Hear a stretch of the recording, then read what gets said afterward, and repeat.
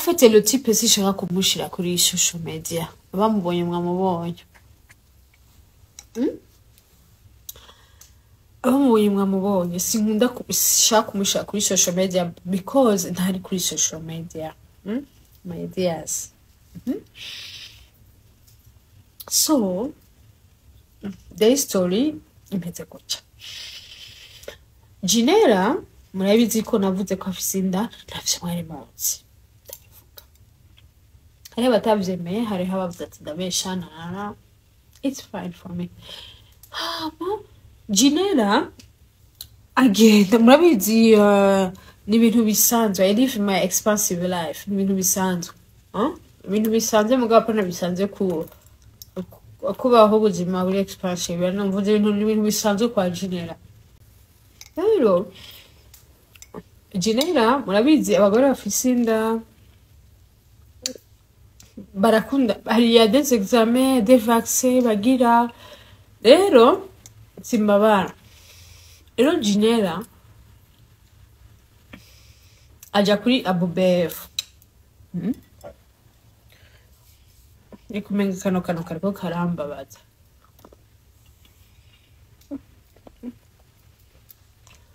tumenyera ibizungu tuje gusanga turiko turagira imitsi turiko turayonona imitsi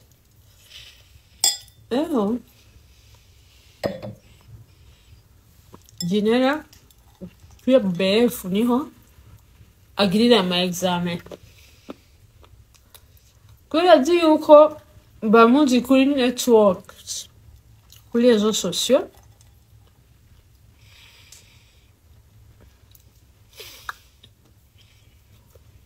nashaka umugabo we bamubona ariko tubona umugabo wiwe yari yicaye hajya ahantu iyo foto babwiye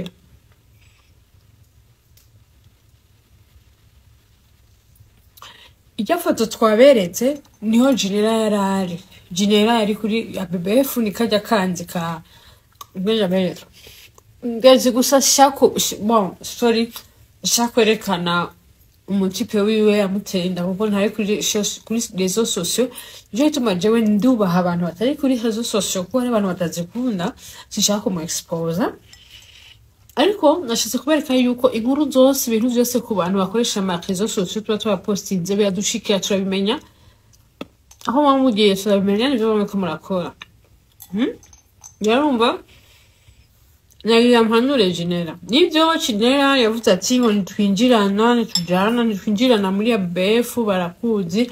Aragerageza kumunyegeza le type atasigara hanze.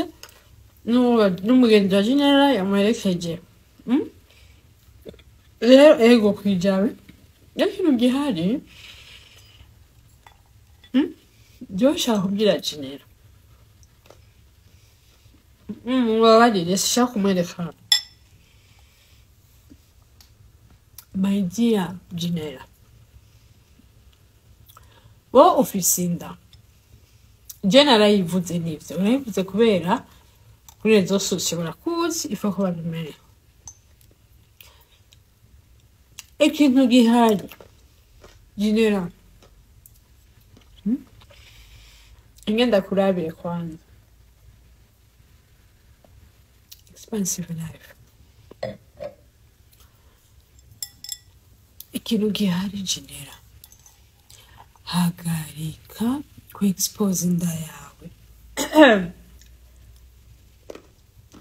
hagarika ku expose inda yawe kubera ko murabona twe dukoresha ama réseaux sociaux hari ibintu tudashobora ku expose jewe muzoza mubona umwana kandi uza kumupostinga narabyenda yanje muziza kuyibona narabyaye kubera ko izi réseaux sociaux nivyo turazikoresha bamwe bari kuri TikTok bamwe kuri Instagram bavye barundi si benshi benshi bari kuri TikTok Facebook rero muri cyo gihe hagarika hagarika mbwirane nimuhagarike gato abantu bose nabashaka kuvugana na Nelly. Hagarika ku expose inda yawe kuri rezo sosio, even kuri TikTok. Even kuri TikTok hagarika kuyerekana. You know why, my dear? Ni kubera ko abantu bose turi ku marezo sosio ntidufise imitima myiza. Dushobora kwaturira bibi. Kera mu mico y'ikirundi abavyeyi bacu ba ruguru, twe twakuriye ruguru, turimvukira inda baranazivyara n'ababanyi batazi yuko inda zavutse. Rero ikintu gihari, please vyara ata muntu n'umwe abizi.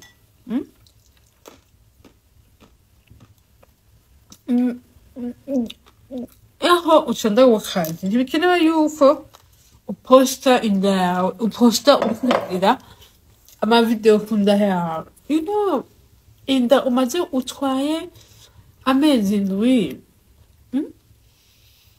biragoye. Ntuzi ikikurindira imbere. Abantu ni babi.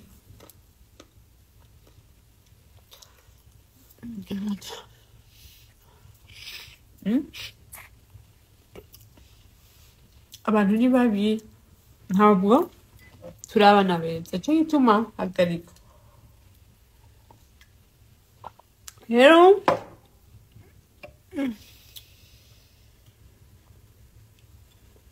Gynella, jewe ndaguhanuye nka Queen of Base. Jewe ndaguhanuye nka Queen of Base. Ibisigaye bye. Reka tubandanye, ariko umugabo wawe naho uzomunyegeza, the Queen of Base azomumenya.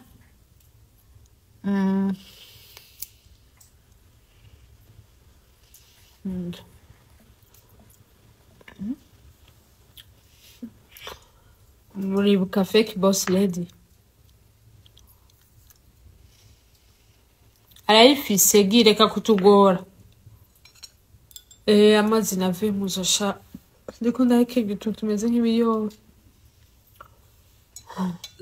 Murabona?